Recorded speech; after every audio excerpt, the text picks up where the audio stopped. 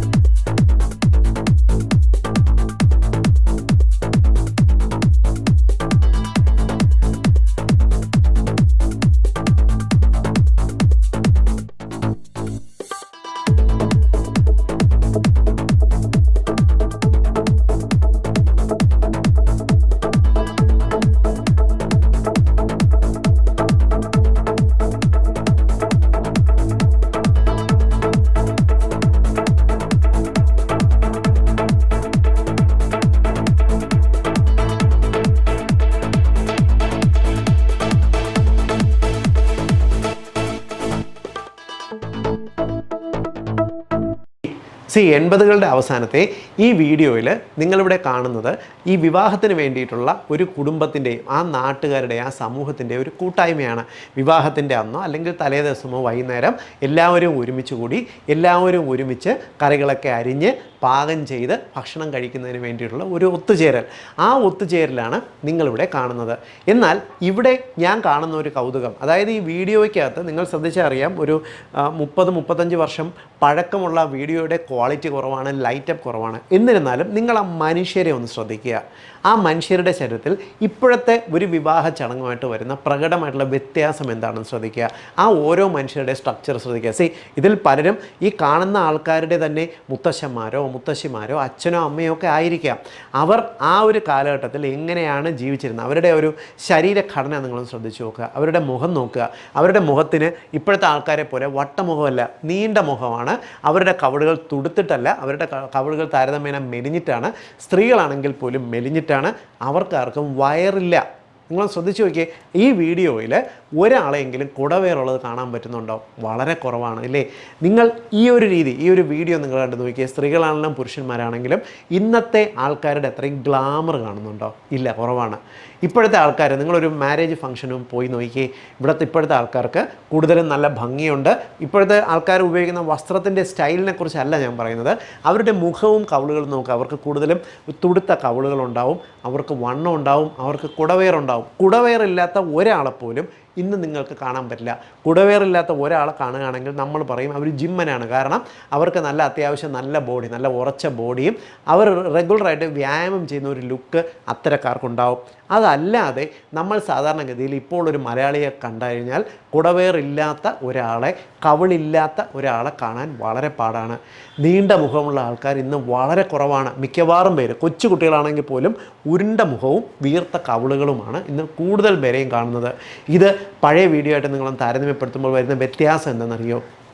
80കളുടെ പ്രത്യേകത എന്ന് പറയുന്നത് അന്ന് താരതമ്യേന ന്യൂട്രീഷൻ കിട്ടുന്നത് കുറവാണ്.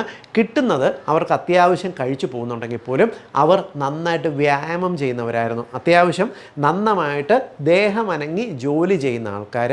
കൂടാതെ അവർ അന്ന് ഇപ്പം ഒരു നേരം അല്ലെങ്കിൽ 2 നേരം മാത്രം വയറ് നിറച്ച് ഭക്ഷണം കഴിക്കുന്ന, ബാക്കിയുള്ള സമയം എന്തെങ്കിലും കഴിക്കാൻ കിട്ടിയാലായി എന്ന ലെവലിൽ ജീവിച്ചിരുന്ന ആൾക്കാരായിരുന്നു കൂടുതലും ഉണ്ടായിരുന്നത്.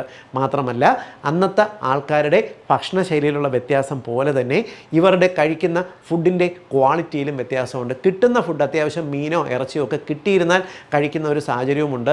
റേഷനിങ് സംവിധാനം താരതമ്യേന കേരളത്തിലായി വരുന്നതേ ഉണ്ടായിരുന്നുള്ളൂ. ആ ഒരു കാലഘട്ടമാണ്. എന്നാൽ അതിൽ നിന്നും നേരെ മറിച്ച് ഇപ്പോൾ വന്നത് നോക്കിയേ, 80-കൾ മുതൽ വന്ന ഒരു ഗൾഫ് സംസ്കാരം, ഒരു ഗൾഫ് ബൂം എന്ന് പറയുന്നത് നമ്മുടെ നാട്ടിൽ ഭക്ഷണ രംഗത്തും വലിയ തോതിൽ വന്നിട്ടുണ്ട്. അത് ഭക്ഷണത്തിൽ വന്നിട്ടുള്ള വ്യത്യാസത്തിൻ്റെ പ്രത്യേകത എന്താണ്? ഭക്ഷണത്തിൻ്റെ ക്വാളിറ്റി കുറഞ്ഞിട്ട്, അതായത് ന്യൂട്രീഷൻ എന്നുള്ള ഒരു ഭക്ഷണക്രമം കുറഞ്ഞിട്ട് കൂടുതലും ഹൈ കാലറി എന്നുള്ള ഒരു ഭക്ഷണത്തിലേക്ക് മാറിയിട്ടുണ്ട്. പലപ്പോഴും തവിടുള്ള ധാന്യങ്ങളൊക്കെ ഉപയോഗിച്ചിരുന്ന, കിഴങ്ങ് വർഗ്ഗവും ഇലകളും കൂടുതൽ ഉപയോഗിച്ചിരുന്ന 80-കൾ വരെയുള്ള ഒരു കാലഘട്ടം കഴിഞ്ഞിട്ട് അതിനുശേഷം കൂടുതൽ പ്രോസസ്സ് ചെയ്ത് കൂടുതൽ രുചികരമായി പെട്ടെന്ന് വേവുന്ന ഭക്ഷണങ്ങളിലേക്ക് നമ്മളങ്ങ് മാറിയതിനുള്ള പ്രകടമായിട്ടുള്ള ചേഞ്ചാണ് ഇപ്പോഴത്തെ ആൾക്കാർ കാണുന്നത്. ഈ കാണുന്നതിൻ്റെ ചേഞ്ച് കൊണ്ടുണ്ടായ പ്രത്യേകത എന്താണ്? ഇപ്പോഴത്തെ ആൾക്കാരുടെ നിങ്ങളൊരു കല്യാണ വീഡിയോ എടുത്ത് കണ്ടു നോക്കിയാൽ വ്യക്തമായിട്ട് അറിയാം. ഞാൻ ആ ഒരു വീഡിയോ ഇവിടെ കാണിക്കുന്നില്ല.